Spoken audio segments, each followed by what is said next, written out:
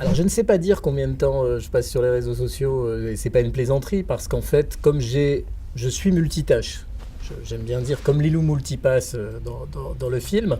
Euh, donc, soit je suis sur le téléphone, soit je suis sur l'iPad, soit c'est en fond d'écran, fond de tâche, pendant que je fais autre chose, que j'écris une chronique, que je travaille pour l'émission du soir.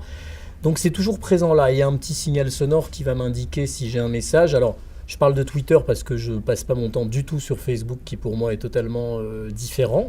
Mais donc je ne sais pas dire le temps que je passe sur les réseaux sociaux. Sans doute moins que ce qu'on pense, mais plus que le commun des mortels, c'est une évidence. En fait, il y a eu, on va dire, deux temps. L'affaire Strauss-Kahn a contribué à ce que les journalistes se rendent compte en mai 2011 que ceux qui maîtrisaient déjà Twitter étaient, pour ceux qui étaient aux États-Unis, à l'intérieur du tribunal, alors que leurs envoyés spéciaux étaient devant la porte et ne savaient pas ce qui s'y passait. Et que ce sont donc les envoyés spéciaux dans le tribunal qui ont permis aux chaînes d'infos, aux radios et aux médias de pouvoir suivre ce qui se disait pendant les audiences. Donc là, il y a une prise de conscience des journalistes que moi j'ai vu, tout le monde est venu me voir en me disant « Oh là là, il faut que tu nous expliques comment ça fonctionne ». Et puis il y a eu un deuxième temps qui est un temps de démocratisation, et là on doit dire merci à Valérie Trierweiler qui a popularisé malheureusement, hein, d'une certaine façon, le réseau et fait que les médias se sont désormais focalisés, que chaque site internet, maintenant les télévisions, les radios, consacrent effectivement des sujets à ce qui se dit sur Twitter, en privilégiant d'ailleurs pas souvent, à mon avis, le plus intéressant et l'essentiel.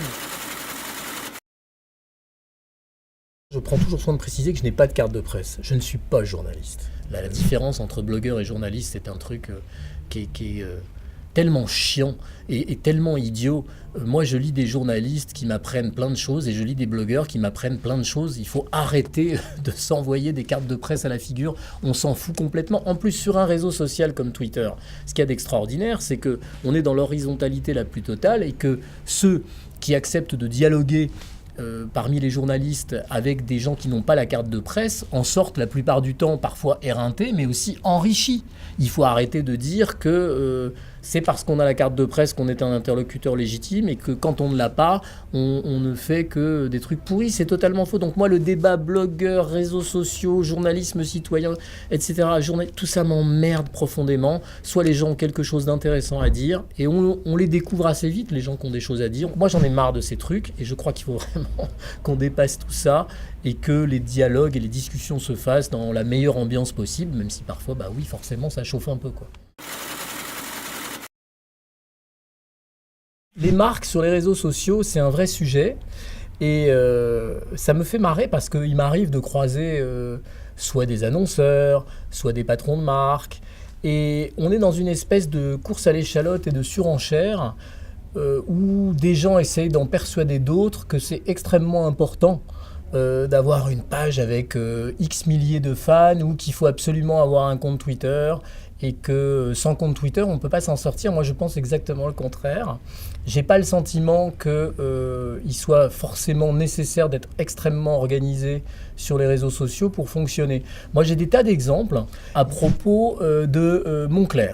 Moncler, la marque d'Anorak. Alors, en fait, c'était une histoire avec le président de la Corée du Sud, dont la petite fille avait été prise en photo avec lui dans un grand magasin et on voyait qu'elle avait une doudoune Moncler luxueuse et ça avait provoqué des commentaires déchaînés sur les blogs. Est-ce que quiconque peut penser, qui me regarde, que la marque Moncler a le moins du monde souffert, où que ce soit, du fait que j'ai cité son nom à 4 ou 5 reprises, comme je suis en train de le faire là, raconter une histoire qui n'était pas forcément à son honneur? Rien à faire. D'autres, je pense notamment à des voyagistes ou à des trucs comme ça, dès qu'on cite la moindre des affaires qui peut les concerner, ils vont immédiatement réagir. C'est extrêmement marrant parce que moi je ne crois pas que ça ait tant d'effet que ça, d'être présent, voire même d'être balancé sur ces réseaux sociaux. Je ne crois pas que ce soit si grave. En revanche, là où c'est grave, et on l'a vu à plusieurs reprises, c'est quand on a des histoires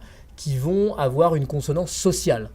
Quand, par exemple, une grande enseigne se comporte mal avec un employé, le vire, et que tous les réseaux sociaux réagissent, là, pour le coup, oui, là, il y a un problème et il faut savoir gérer sur sa page Facebook. C'est nécessaire en cas de com de crise de savoir réagir, mais je ne pense pas que ce soit impératif pour vendre ses produits d'avoir des milliers de fans. On nous annonce que les messages commerciaux vont apparaître, on nous dit que dans nos fils Twitter, il va y avoir tel truc, on nous dit que sur Facebook, il va se passer telle chose. Moi, je résiste assez bien, je dois être un Gaulois, un des derniers du village gaulois, je vois pas passer ces trucs, parce que, pourquoi je les vois pas passer? Parce qu'en vérité, ça m'intéresse pas du tout. En même temps, pour le moment, je les vois pas, et je vois surtout une très grande résistance des internautes sur les réseaux sociaux qui ne veulent pas entendre parler des tweets sponsorisés, qui ne veulent pas entendre parler sur Facebook des messages qu'on leur impose.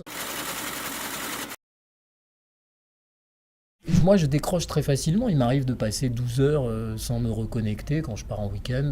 J'envoie des photos, par exemple, sur Instagram, mais moi-même, je ne vais pas regarder quelles sont les réactions des gens. Je peux très bien décrocher. Moi, je ne suis pas addict. Je n'ai aucune addiction. Je ne fume pas.